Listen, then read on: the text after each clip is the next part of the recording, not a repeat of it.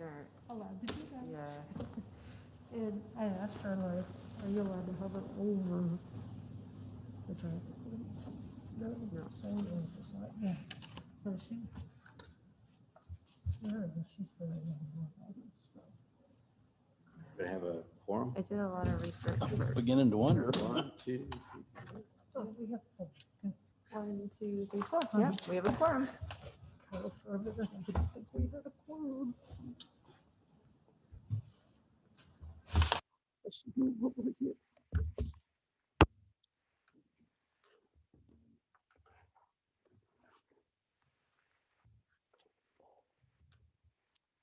We're gonna wait and see. I guess it's 7. Do we want to give people a few more minutes or? To you. Yeah, we did. We heard from 2 members who won't be coming, Mr. Kolianis and Mr. Andriotis. And I don't think we heard from anyone else, Kim. Okay, so it's up to you. If you want to go ahead, I guess. Well, are we okay with those of us here? Okay. Mhm.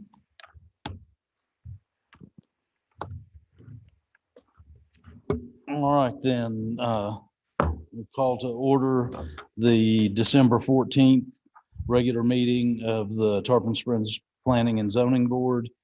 Can I have a roll call, please? Mr. Seaman, Here. Mr. Kouskoudis. Here. Mr. Stavropoulos. Mr. Vesey. Mr. Morgan. Here. Mr. Koulianos.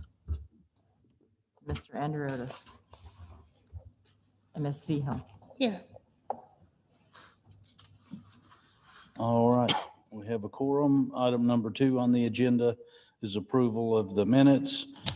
We have September 21st. We had a correction, I take it, and November 16th, we have the minutes to review. I'll go ahead and make a motion. Do they need to be a separate motion for each date, or can I do a collective motion to approve? You can do a singular motion. All right, then I will, motion to approve the September 21st meetings, minutes as corrected. I'll second it. Can we have a roll call? Ms. Viho. Yes. Mr. Morgan. Yes. Mr. Yes. Mr. Seaman. Yes. Back up to that, I'd like to make a motion to approve the November 16th, 2020 minutes. I'll second that. We have a roll call, please. Ms. Viho. Yes. Mr. Morgan. Yes. Mr. Kouskoudis. Yes. Mr. Seaman. Yes. That brings us to item number 3 on your agenda, the quasi-judicial announcements and swearing of speakers. This is a quasi-judicial proceeding where the Planning and Zoning Board acts in a quasi-judicial rather than a legislative capacity. At a quasi-judicial hearing, it is not the board's function to make law, but rather to apply the law that has already been established. In a quasi-judicial hearing, the board is required by law to make findings of fact based upon the criteria, evidence presented at the hearing, and apply those findings of fact previously established criteria contained in the Code of Ordinances in order to make a legal decision regarding the application before it. The board may only consider evidence at this hearing that the law considers competent, substantial, and relevant to the issues. If the competent, substantial, and relevant evidence at the hearing demonstrates that the applicant has met the criteria established in the Code of Ordinance, then the board is required by law to find in favor of the applicant. By the same token, if the competent, substantial, and relevant evidence at the hearing demonstrates that the applicant has failed to meet the criteria established in the Code of Ordinance, then the board is required by law to find against the applicant. Are there any members of the board this evening wishing to disclose any ex parte communications or conflicts of interest? Hearing none. Anyone wishing to speak this evening, if you could please raise your right hand to be sworn in And we do have the applicant on Zoom. via Zoom. Okay, perfect. Do you swear or affirm that the testimony you're about to give is the truth, the whole truth, and nothing but the truth? I do. And same for the applicant. Do you swear that the testimony you're about to give is the truth, the whole truth, and nothing but the truth? I do. Thank you. So sworn. All right, item number 4 is application 20-142, rezoning of 0.24 acres at 455 Cypress Street, rezoning it from R70A, which is single family district, to R60, which is 1 and 2 family residential district. Do we have a staff report, please? Yes, and I'll share my screen on Zoom.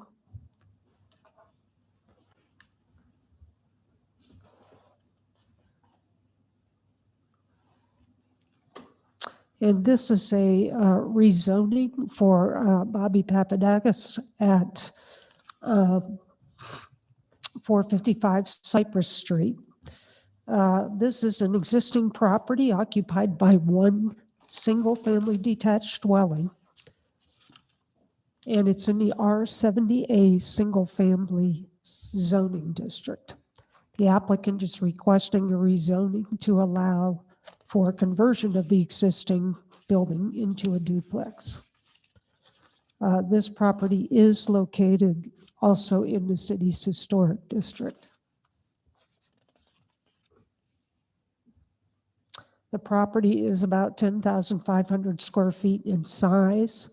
And again, the proposed zoning is R60, 1 and 2 family residential.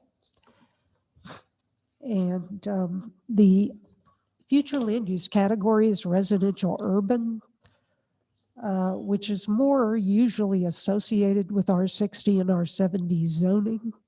In this case, we have R70A, a single family zoning, which is usually associated with residential low. This property is basically a parcel of the Tarpon Springs official map from 1917. You saw a rezoning recently to the west of this property. In this area is kind of a mix of different lot sizes and a couple of small plats from that old official map. So we have different sizes of property around. This area is characterized mainly by single family residential development. And again, the project will need to undergo review by the city's Heritage Preservation Board for conversion into a duplex.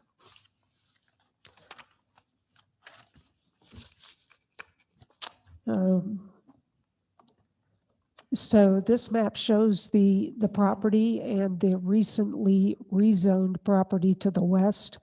That property to the west has been split into 2 parcels and is zoned R60. Staff took a look at, Property is zoned R60 currently? I'm sorry, Property to the west?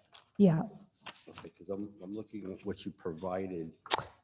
yeah, I didn't see an R60 next to it. okay. And I apologize for that. It's- Yeah, this- it's labeled, I think, in the staff report, but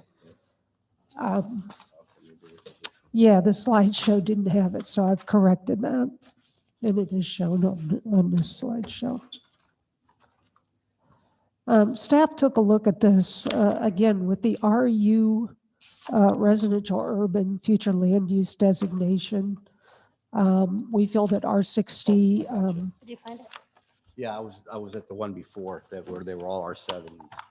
Okay, I'm sorry. that's okay. Yeah, my fault. I think I did miss that in the original slideshow, so I've corrected that. It's felt that the area is compatible with the comprehensive plan and with public facilities. The density of 2 units can be assigned to this lot based on its current future land use map designation, and the property is served by public facilities already. Staff is of the opinion that the compatibility of a duplex can be dealt with through the Heritage Preservation Board review. They will need to look at the appearance and layout and compatibility for the neighborhood on this.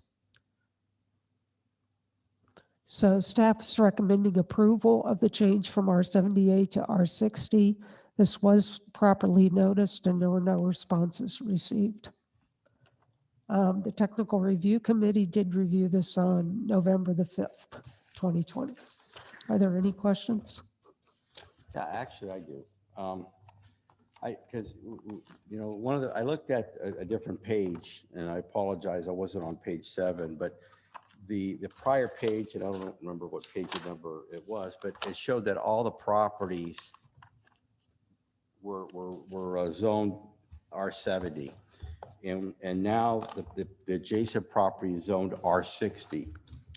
I don't have a problem with this. My only concern, and I need to ask you, is are we setting, you know, why are we going to have these R70 properties? Because quite frankly, they could all start falling like dominoes. If you give one, you're going to have to give the other. And so that's just, I don't know how the city wants to address that, but, you know, why have it R70 if you're going to just start letting all these? Yes, yeah, and that is something that we did kind of have a good discussion on at staff because, and at this point, as if further requests come in, we'd like to review each one on its own merits. Now, the one to the west would, you know, would have allowed a single family, and when it was split, the intent was to build 2 single families, so there is no possibility of a duplex on those lots. Those have been split.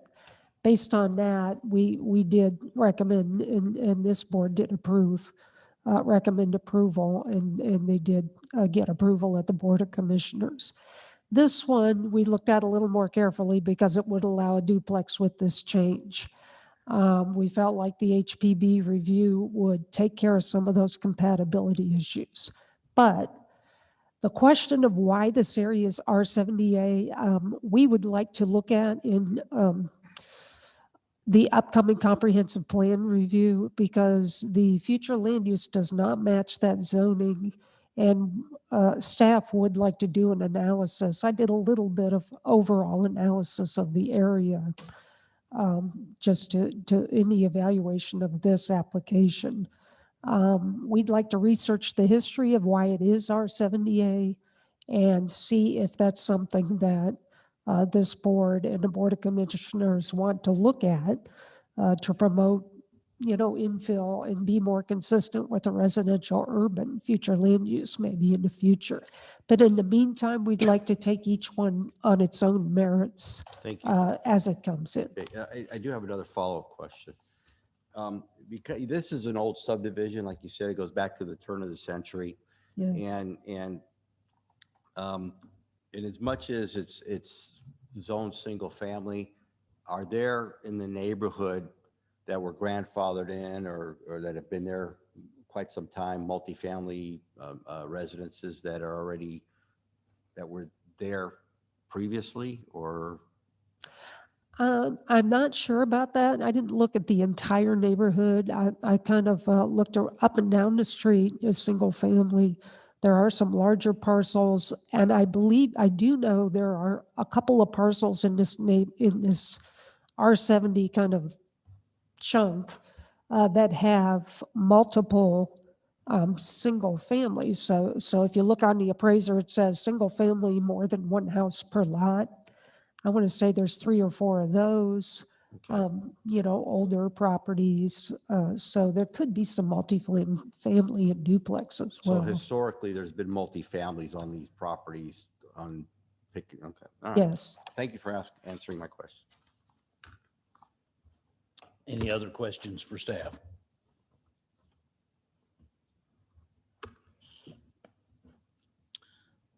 Seeing none, I don't see anybody in the audience. We have the applicant on Zoom. There's a guy in the. Oh, the applicant, yes.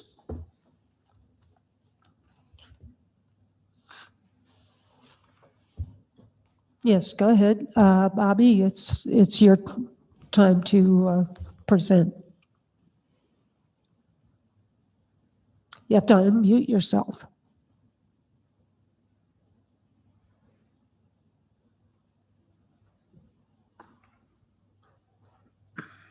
Sorry, I was trying in the wrong spot. I apologize. I don't have anything further unless there's particular questions that I could address, but other than what was already submitted within the application, and I don't have anything extra to offer. Okay. Anybody have any questions for the applicant? I want to know where he's at if I see the sun shining. Many miles away, currently in Hawaii. Okay.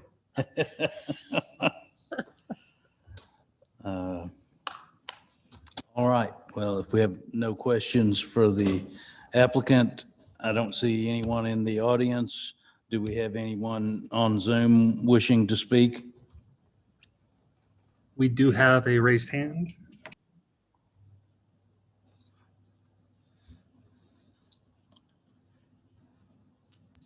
If you can state your name and address for the record.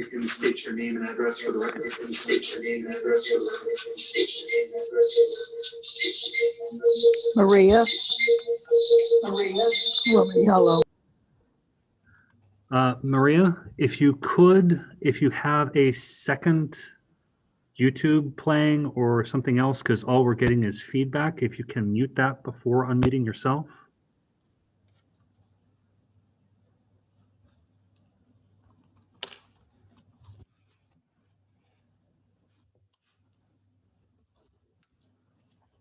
Is that better? Yes, thank you.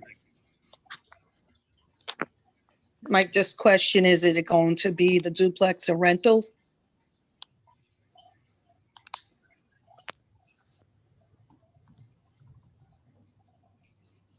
To answer that, yes. No further questions.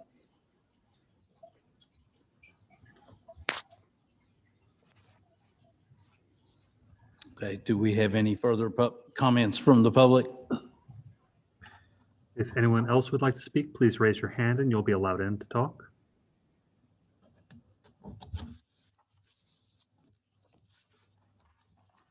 And we do not have any raised hands at this time. All right. I guess at this point, I would entertain a motion then. I'll go ahead and make a motion to approve application 20-142 with regard to changing the zoning from an R70A to a R60. I'll second that. All right. Can we have a roll call, please? Ms. Vihill, Yes. Mr. Morgan, Yes. Mr. Kouskoudis. Yes. Mr. Seaman. Yes. All right, motion carries. That brings us to item number 5, staff comments. Do we have staff comments? I've provided you a 2021 meeting schedule for all of the city's boards, and I will be emailing that to you as well. All right, very good. Item number 6 is board comments. Do we have any board comments? Look at it. I usually do, but I don't. You're usually the talker. This is going to be a new record, I think. Item number 7 is adjournment. I guess we stand adjourned. Well, I do have a comment. Wish everybody a Merry Christmas. Oh, yes. How rude of me. Yeah. Yes. Merry Christmas and Happy New Year to everyone, and we'll see you next year. Yes, sir. That's good. Thank Merry you. Christmas.